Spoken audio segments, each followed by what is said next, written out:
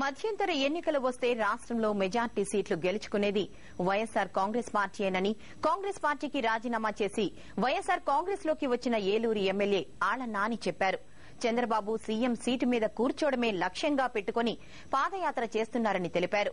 చంద్రబాబు పాదయాత్రకు షర్మిల పాదయాత్రకు మధ్య తేడా ప్రజలకు తెలుసంటోన్న ఆళ్ల నానితో మా ప్రతినిధి ప్రదీప్ ఫేస్ టు ఫేస్.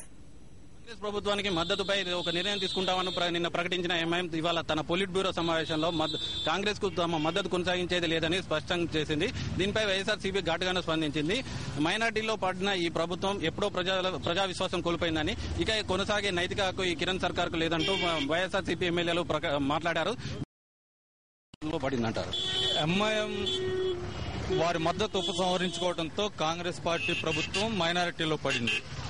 ఇప్పుడు ఆ ప్రభుత్వం పూర్తి స్థాయిలో దానికి మద్దతు లేదు కాబట్టి ఆ ప్రభుత్వం వెంటనే కిరణ్ కుమార్ రెడ్డి గారు రాజీనామా చేయాలని చెప్పి కోరుతాం. అంటే గతంలో అవిశ్వాసం సమయంలో కాంగ్రెస్ పార్టీకి మద్దతు ఎంఐఎం మద్దతునే అవిశ్వాసం నెగ్గిన పరిస్థితి కాంగ్రెస్. ఇప్పుడు ఆ పార్టీ పోవడంతో గవర్నర్ ఏ విధంగా స్పందించాలంట? ఇది మొన్న వరదల సమయంలోనే వరదలకు సంబంధించి ఆ తుఫానుకు సంబంధించి ప్రజలకు ఏ విధమైనటువంటి సహాయం అందించలేక ప్రభుత్వం ఘోరంగా విఫలమైంది.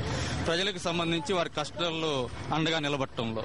కాబట్టి ఈ ప్రభుత్వానికి ఇప్పుడు దానికి తోడు ఇప్పుడు ఈ ఎంఐఎం కూడా మద్దతు ఉపసంహరించుతుంది. కాబట్టి వారి మత విశ్వాసాలని వారికి సంబంధించినటువంటి ఆ విశ్వాసాలను కాపాడటంలో ప్రభుత్వం విఫలమైంది. కాబట్టి అన్ని రంగాల్లో ఎవరు కూడా ఈ రాష్ట్రంలో ఎవరు కూడా ఈ ప్రభుత్వం మీద విశ్వాసంతో లేరు. అంటే వైఎస్ఆర్ సర్కార్ కు బలం ఉన్న టైంలో కూడా అవిశ్వాసం పెట్టిన చంద్రబాబు మైనార్టీలో ఉన్న ఈ ప్రభుత్వం పట్ల అవిశ్వాసం పెట్టకపోవడంపై వాళ్ళిద్దరి మధ్య ఏమో అది పూర్తిగా ఈ కాంగ్రెస్ పార్టీ ప్రభుత్వాన్ని కాపాడుతుందే చంద్రబాబు నాయుడు గారు.